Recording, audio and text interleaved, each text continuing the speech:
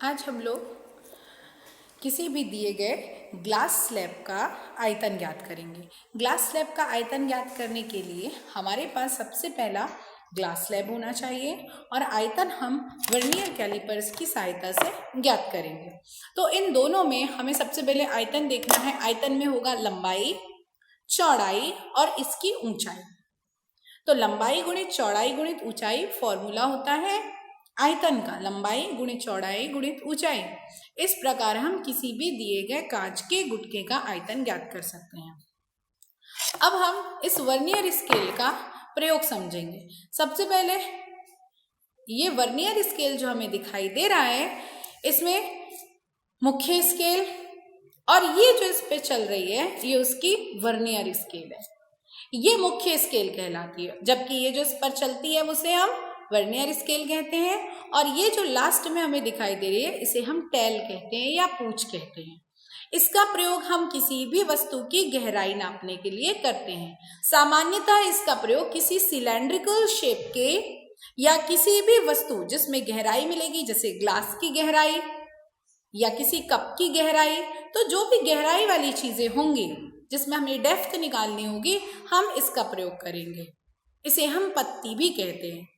अब इस प्रयोग में जो नीचे दिखाई दे रहे हैं इसे हम बाह्य जबड़ा कहते हैं, क्योंकि ये किसी भी वस्तु को बाहर से पकड़ता है। देखिए ये इसने इसे इस तरीके से पकड़ा तो हम इसे बाह्य जबड़ा कहते हैं, जबकि ऊपर के दोनों जबड़ों को आंतरिक जबड़ा कहा जाता है, क्योंकि ऊपर की पकड़, ऊपर वाले दोनों जबड़ों की पकड़ किसी वस्तु के अंदर से होती है और हम ऊपर वाले दोनों जबड़ों से किसी वस्तु की आंतरिक त्रिज्या ज्ञात करते हैं, जबकि नीचे के दोनों जबड़े बाह्य त्रिज्या ज्ञात करने के काम आते हैं।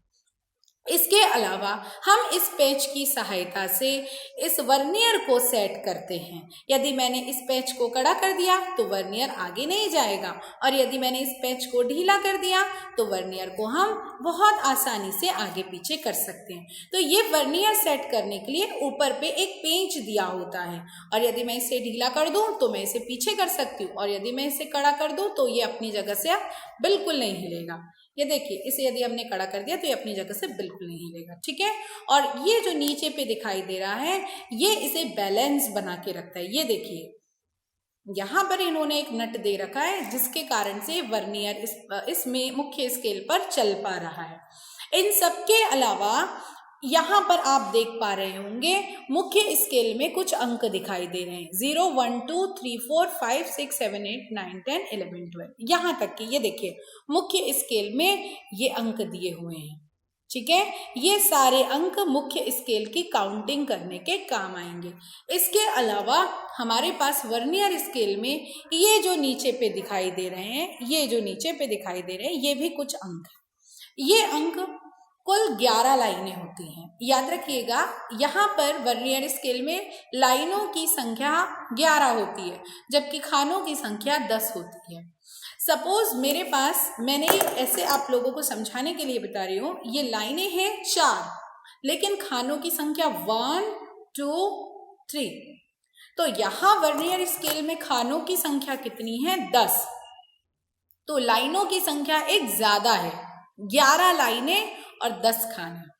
इसका प्रयोग हम किसी भी प्रकार के लंबाई को दशमलव के बाद के 2 शुद्ध स्थानों तक का मान ज्ञात करने के लिए करते हैं। इसका मतलब ये हुआ, यदि किसी की लेंथ, सपोज इस स्लैब की लंबाई 5.25 सेंटीमीटर है, ध्यान दीजिएगा 5.25 सेंटीमीटर है, किंतु मेरे पास यदि कोई उपकरण है उसमें केवल 5.2 और 5.3, इन दोनों अंक, ये दोनों अंक ही प्रदर्शित हो रहे हैं। 5.2 और 5.3 के मध्य 10 और डिजिट भी आते हैं, जो 5.21, 5.22, 5.23, 5.24, 5.25, 5.26, 5.27, 5.28, 5.29 और फिर 5.30 आता है।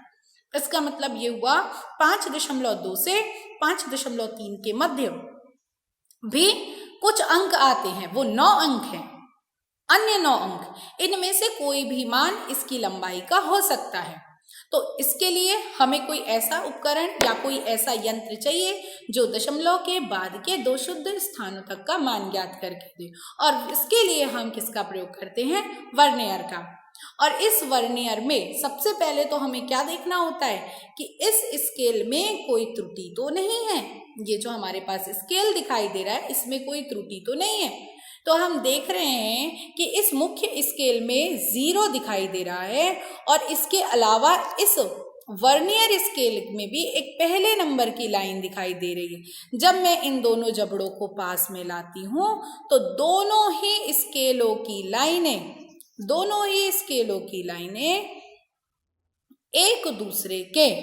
एक दूसरे के समान रखी हुई हैं, एक दूसरे के सीध में रखी हुई हैं। इसका मतलब क्या हुआ? इसका मतलब ये है कि इसमें कोई भी त्रुटि नहीं है। यदि दोनों स्केलों के मतलब वर्नियर स्केल और मुख्य स्केल के शून्य एक साथ एक ही स्थान पर नहीं मिलते तो हम इस स्थिति में वर्नियर की शून्य त्रुटि कहते हैं। इसे हम शून्यांक त्रुटि के नाम से भी जानते हैं। शून्यांक त्रुटि 2 प्रकार की होती है, एक धनात्मक शून्यांक त्रुटि और दूसरा ऋणात्मक शून्यांक त्रुटि। इंग्लिश में शून्यांक को हम 0 एरर भी कहते हैं, ठीक है। तो हम इसे कहते हैं 0 एरर।